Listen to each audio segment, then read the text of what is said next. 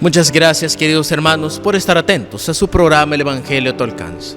Hoy jueves de la 30ª semana del tiempo ordinario y celebrando la fiesta de los santos apóstoles Simón y Judas Tadeo, vamos a reflexionar el Evangelio según San Lucas en el capítulo 6, versículos del 12 al 19.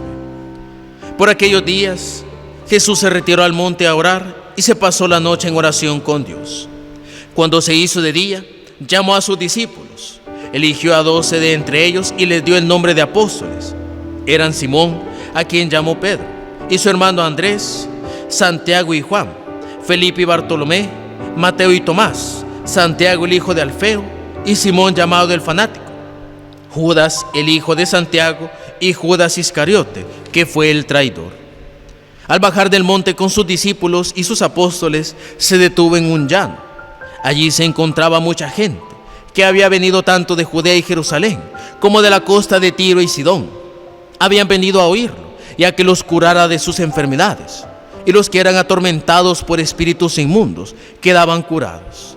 Toda la gente procuraba tocarlo, porque salía de él una fuerza que sanaba a todos. Palabra del Señor, gloria y honor a ti, Señor Jesús. Celebramos en este día la festividad de los santos Simón y Judas. Simón, que aquí en la referencia del Evangelio según San Lucas es llamado con el apelativo de el fanático, muy probablemente porque era alguien que seguía con mucha fuerza y con mucha intensidad sus convicciones, sus ideas, y muy seguramente, y como lo podemos ver, ya que perseveró hasta el final, también con mucha intensidad siguió al Señor.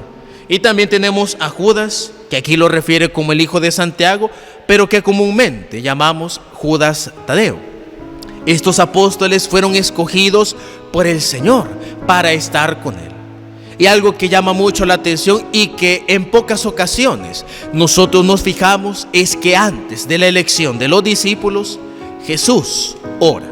Jesús se pone en oración, retirándose a un monte a orar a solas con su Padre. Y luego de bajar es cuando hace ese llamado a sus discípulos, para que estuvieran más cercanos con Él, para que aprendieran de una manera más personal e íntima acerca de la misión que Dios le había encomendado a Jesús, y que luego ellos, liderando a la iglesia fundada por Cristo, deberían de continuar hasta la segunda venida de nuestro Señor Jesucristo.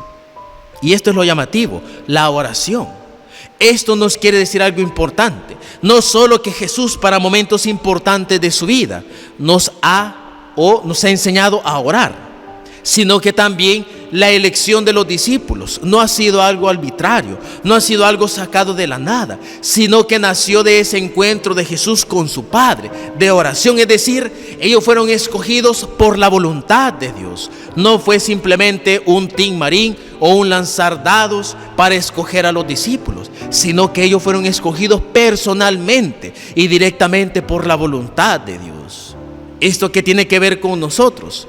Simple y sencillamente que nosotros hemos sido escogidos desde un inicio por Dios.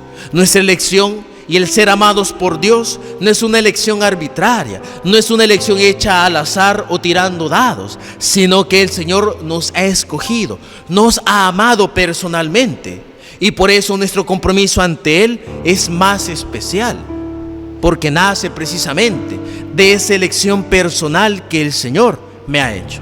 No es lo mismo que alguien me escoja por suerte, por último, o simplemente porque no había remedio, a una persona que me escoge a mí, porque me ama, porque me quiere, porque busca mi favor. Así ha sido Dios con sus discípulos y así ha sido Dios con nosotros. Obviamente esta elección primaria a nosotros nos da una exigencia, la exigencia de responder a ese llamado. De la misma manera en que la mayoría de los discípulos, obviamente, descontando a Judas Iscariote, dieron con el Señor esa respuesta firme, que tuvo sus dificultades, que tuvo sus flaquezas, sí, pero que al final ellos supieron perseverar hasta el final. Inclusive Simón y Judas Tadeo perseveraron hasta el final porque sintieron ese llamado personal del Señor. Así también nosotros debemos de aprender a perseverar hasta el final y de manera fiel al Señor, de una manera de agradecer esa llamada personal y de amor que ha hecho de cada uno de nosotros.